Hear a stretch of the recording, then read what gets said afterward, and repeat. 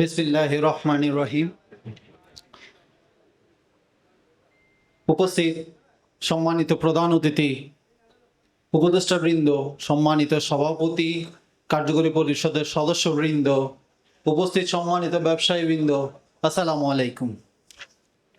আপনাদের সকলকে আমি সর্বপ্রথম ধন্যবাদ জানাচ্ছি।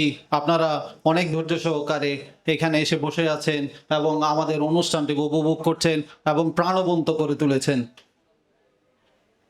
আলহামদুলিল্লাহ, আজ আমাদের চট্টগ্রাম সমিতির একটি কার্যকরী পরিষদের শপথ অনুষ্ঠানে আমরা একত্রিত হয়েছি। একটি প্রতিষ্ঠানের অনুষ্ঠান আয়োজন, এটি একটি শুধু অনুষ্ঠান আয়োজন নয়, এটি একটি নতুন দায়িত্ব, নতুন প্রত্যাশা এবং নতুন যাত্রার সূচনা। এই দায়িত্বকে আমরা আমানতদারিতার সাথে পূরণ করার জন্য সচেষ্ট থাকব।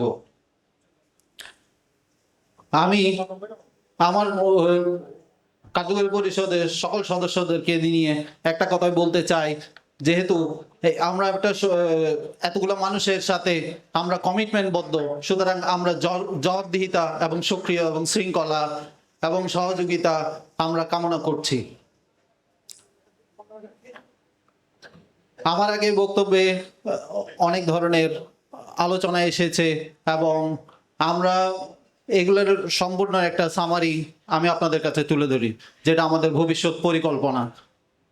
ইনশাআল্লাহ আমরা আগামী নভেম্বর ডিসেম্বরে অবশ্যই আমরা একটি মেজবান আয়োজন করব ইনশাআল্লাহ।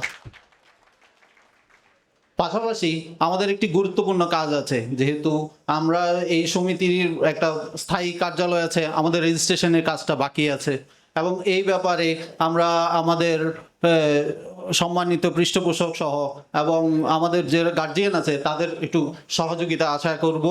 এটার ব্যাপারে আমরা একটু খুব বদ্ধপরিকর। এছাড়াও আমাদের যুগ্ম সাধারণ সম্পাদক একটি বিষয় উল্লেখ করেছেন, আপনারা নিশ্চয়ই খেয়াল করেছেন। আমাদের একটি জাকাত ফান্ড আছে, এটা ওয়েলফেয়ার ফান্ড, যেটা আমাদের সমিতির বিভিন্ন কাজে, বিভিন্ন অসুবিধার সময় আমরা এটা পাশে থাকার জন্য এটা আমরা গঠন করেছিলাম।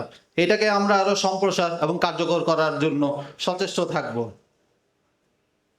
আরেকটি ঘোষণা আমি এই মঞ্চ থেকে দিয়ে যেতে চাই, সেটা হচ্ছে যে একটি পিকনিক।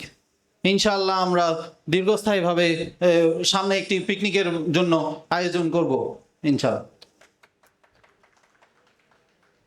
আমি আর সময় বেশি নিতে চাচ্ছি না।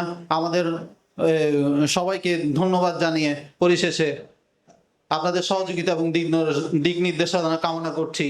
আসসালামু আলাইকুম।